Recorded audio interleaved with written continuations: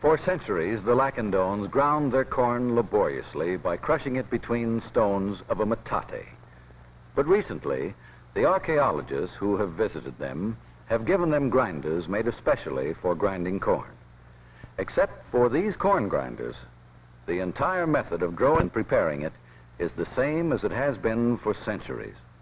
Corn was the foundation of the culture, and corn remains the center of Lacandone existence.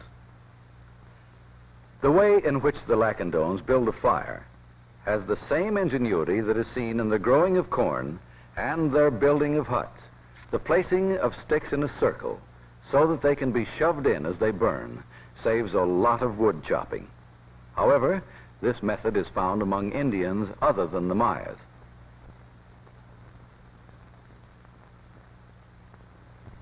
The Lacandones make tortillas in a way that is a little different from that used in other parts of Mexico. For one thing, they add some yucca root to the paste and change the flavor a bit. They shape the tortilla on a banana leaf and make the tortilla larger than those that are patted out between the hands. The corn paste is sometimes used in making tamales, but generally it's used in tortillas and in drinks, hot or cold, fresh or slightly fermented.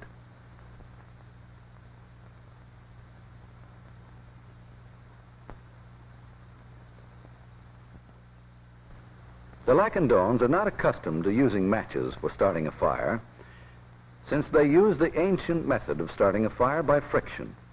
They twirl a small stick set upon another piece of wood until, after 20 minutes or so, enough heat is generated to make the wood smolder.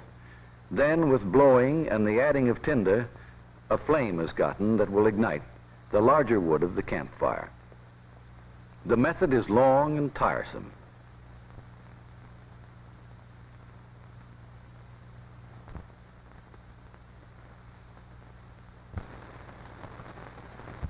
The griddle on which the tortillas are baked is usually made of pottery, but the Lacandones find the steel of a flattened out gasoline can works just as well, and it won't break. This may seem amusing, yet it is significant, because in the past the Lacandones have kept to themselves, growing their own food, prickly pear and yucca. They refuse to have anything to do with other cultures. With very little work, they can grow tomatoes and squashes, sweet potatoes as well as vegetables, and these, along with the corn and the game they can hunt down, provide for their simple needs. They also grow their own tobacco. They are quite independent. But the fact that they are losing their fear of other cultures may be their salvation. Their old ideas and ways of life have led them to this point of almost dying out completely. They are a good and honest people, but they have been treated badly in the past. Now that they are being offered a little friendship, they are responding, even to the experiment of trying a new food, peanut butter. Only in recent years have the Lacandones been visited by friends, archaeologists and anthropologists, and the Lacandones are beginning to enjoy new things. Their interest in us gave us an idea. We were having an old airstrip cleared of brush so that our supplies could be flown in. And we asked ourselves, what would happen if we were to fly one of these Lacandones to an old Maya city and let him see a part of his own history? Here, for instance, was a descendant of the old Maya priests, a fine man named Obregon in Spanish and Kim in Maya. He was a leader. He had 3 wives. Obregon had seen airplanes, but he had never flown in one. He was, however, intelligent and very curious. So we asked him if he had ever seen a large Maya city that had been cleared of jungle growth and somewhat restored. He hadn't. There were 3 mountain ranges and 75 miles of jungle between him and the nearest. Obregon had never been that far from his clearing, but he was willing to go. So we set out for Palenque.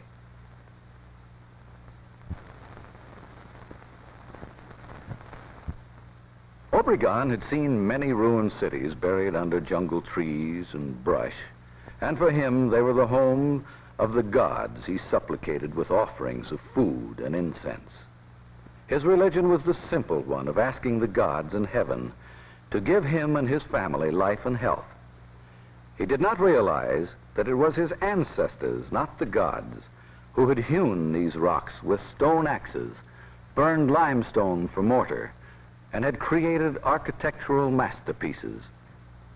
This temple of the sun, rising above its pyramid and topped with a roof comb, is a splendid example, as is the temple of inscriptions, of the artistic and scientific heights reached by the Mayas of the old empire. Their civilization had begun before the birth of Christ, and here at Palenque it reached its golden age in the 7th and 8th centuries.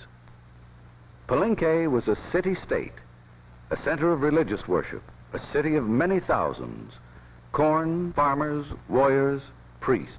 Their calendar, which we see here, was the work of a people who worshiped the simple gods of nature, of sun, rain, and wind, of corn and forest, of good and evil. Yet this calendar is extremely accurate and shows that their knowledge of mathematics and astronomy was a definite and exact science. Their artistry reached great heights in painting and sculpture. Their history, as we piece it together from ruined buildings such as this palace and from fragments of manuscript, is of great importance to all the world, because the Maya civilization, like that of the Aztec and Inca, may have risen spontaneously without connection with other cultures.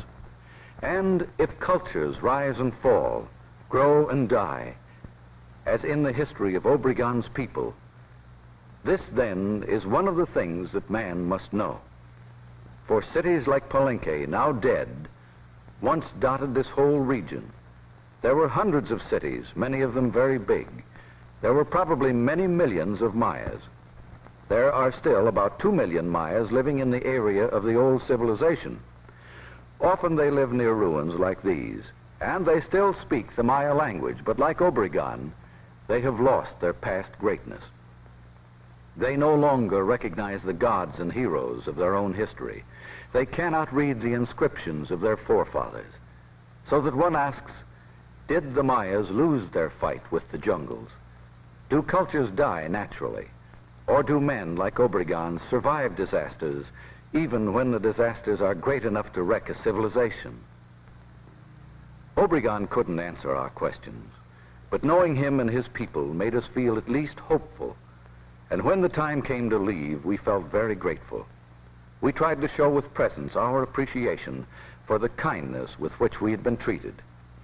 There were many things which the Lacandones had use for: machetes, shotguns and shells, corn grinders, cloth, fish hooks and fishing lines, canned milk and peanut butter, bows and steel-tipped arrows, 22 caliber rifles, and so on. There were many other things we would have given them, since they were greatly intrigued by them: gasoline lanterns and a radio, but they didn't have gasoline or electricity. While some were a bit shy about taking presents, we hoped that they would take them as a gesture of friendship on our part, and that, in a sense, these presents would help break down the cultural barriers which have kept the Lacandones in isolation, have made them a lost tribe. We found ourselves not wanting to say goodbye to Jose Pepe and his wife, Nalbur. We had learned to know them and to like them as people. We had found them to be friendly, honest, and fine. Their ways of living are primitive, that is true. But people like the old one and his wife take life as they find it and do as best they know how. We were glad to have learned that the Mexican government was offering to help them, not to make Mexicans of them, but to help them as Mayas, so that the Lacandones will not die out, but gain in numbers. This thought cheered our leave-taking greatly. Our curiosity about a people who had lived alone for 400 years was satisfied.